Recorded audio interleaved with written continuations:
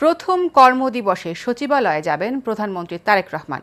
এ বিষয়ে সরাসরি জানাতে যুক্ত হবেন সহকর্মী রকিব মানিক। মানিক, আপনি কি আমাকে শুনতে পাচ্ছেন? প্রধানমন্ত্রী, আপনাকে জানতে চাচ্ছিলেন প্রধানমন্ত্রী কখন যাবেন, নিরাপত্তা পরিস্থিতি কেমন দেখছেন?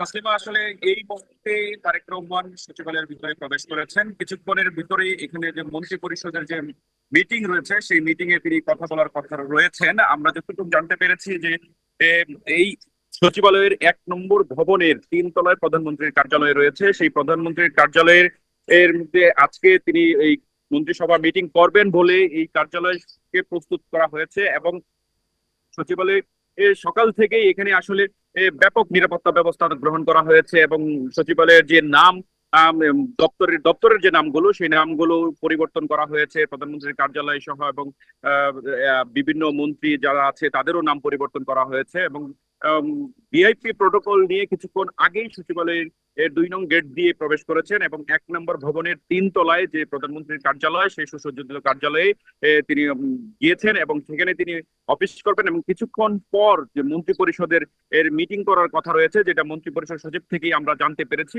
সেই মিটিং এর পরবর্তী যে কার্যক্রমগুলো রয়েছে সেই কার্যক্রমগুলো নিয়ে বিস্তারিত তুলে ধরবেন। এছাড়াও সচিবালয়ে যে আজকে দীর্ঘ 17 বছর পর বাংলাদেশ জাতীয় দল বিএনপি সচিবালয়ে তারেক রহমানের নেতৃত্বাধীন সরকার গঠন করেছে, সেই জন্য বিভিন্ন দপ্তরে আসলে নতুন নতুন মন্ত্রী হয়েছে। সেই মন্ত্রীগুলোর যাদের আগে উপদেষ্টা ছিল সেই মন্ত্রীদের নাম ফলক পরিবর্তন করে যারা দাপ্তরিক মন্ত্রী তাদের নাম বসানো হয়েছে। এবং মন্ত্রণালয়ের যারা স্টাফ রয়েছে, কর্মকর্তারা রয়েছে, তারাও ফুল দিয়ে বিভিন্ন দপ্তরের মন্ত্রীদেরকেও বরণ করে নিচ্ছে। আমরা বিভিন্ন মন্ত্রীদের দপ্তরে গিয়েছিলাম, সেগুলো আমরা দেখেছি। এছাড়াও আজকে সচিবালয়ে প্রধানমন্ত্রীর আশাকে কেন্দ্র করে সচিবালয়ে একটি উৎসবের আমেজ ধারণ করেছে। এবং আমার কাছে দেখে মনে হয়েছে যে সচিবালয়ে দীর্ঘদিন পরে কাজের গতি ফিরে এসেছে সচিবালয়ে, সেটা খুব কাছ থেকে আমরা দেখতে পেরেছি। এবং সচিবালয়ের যে পুরোটা এলাকা কিন্তু সচিবালয়ের আশপাশ এলাকাগুলো নিরাপত্তা ব্যবস্থা, 4 স্তরের নিরাপত্তা ব্যবস্থা গ্রহণ করা হয়েছে। সেই নিরাপত্তা ব্যবস্থাতে তল্লাশি করে ভিতরে প্রবেশ করতে দেওয়া হয়েছে। এছাড়াও যারা সচিবালয়ের যারা কার্ড ছাড়া কেউ ভিতরে প্রবেশ করতে পারছেন না সেটাও নিশ্চিত করা হয়েছে। এবং সচিবালয়ের যারা কর্মকর্তা কর্মচারী এই সবাই যারা ছিলেন সবাই এই প্রধানমন্ত্রী এবং অন্যান্য মন্ত্রীদেরকে বরণ করে নেওয়ার জন্য তারা সকাল থেকে একটি উৎসবের আমেজ যে রয়েছে সেটি আমরা পরিলক্ষিত হয়েছে। আর যেটা আগেও বলেছিলাম যে কিছুক্ষণ পর আসলে মন্ত্রিপরিষদ মিটিংটি হবে। মন্ত্রিপরিষদ মিটিং হওয়ার পর সেখান থেকে মন্ত্রিপরিষদ সচিব সেখান থেকে মন্ত্রিপরিষদের সচিব এই আনুষ্ঠানিক ভাবে আমাদেরকে তার কার্যক্রম এবং পরবর্তী যে বিস্তারিত তুলে ধরবেন সেটা আমরা জানতে পেরেছি।